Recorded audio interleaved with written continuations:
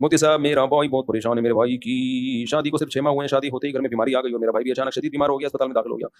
फिर जिस कंपनी में मेरा भाई 12 सालों से बड़े अच्छे ओहदे पर था, दिन ब दिन तरक्की कर रहा था, इस कंपनी के मालिकान मेरे बड़े भाई पर फख्र करते थे। शादी के फौरन बाद इनका रवैया बहुत बुरा हो गया, उन्होंने मेरे भाई से भी ओहदा छीन लिया, मेरे भाई से कई जगहों पर कोशिश की अपना बिजनेस वगैरह वगैरह। देखो कुछ लोग, हिंदुओं में कॉन्सेप्ट है नहूसत का, ये कॉन्सेप्ट हमारी सोसाइटी में भी है। हदीस में आता है ला तियरा वला अदवा, इस्लाम में नहूसत का कोई तसव्वुर नहीं, अल्लाह की तरफ से मुकद्दर होती है। अल्लाह को पता होता है 5 जनवरी इतने बज के इतने मिनट पे इसको ये टेंशन मिलेगी, इत्तेफाक से उससे एक दिन पहले इसकी शादी हुई होती है, तो वो टेंशन किसके खाते में डालता है? बीवी के खाते में। कुरान और सुन्नत पे अगर ईमान है ना, तो हमें पता चलता है कि औरत के आने से रिस्क में बरकत ही होती है, नहूसतें कम होती हैं। निकाह मनहूस अमल है, जो उससे नहूसतें होंगी, ये मुबारक अमल है, मुबारक अमल है। अब अगर किसी के साथ उल्टा मामला हो रहा है तो वो यकीन कर ले कि ये निकाह है, अगर ना होता तो इससे ज्यादा उल्टे हालात होते मेरे साथ। शादी की वजह से कुछ बचत हो गई है, यानी हम तो आलिमुल गैब नहीं है ना।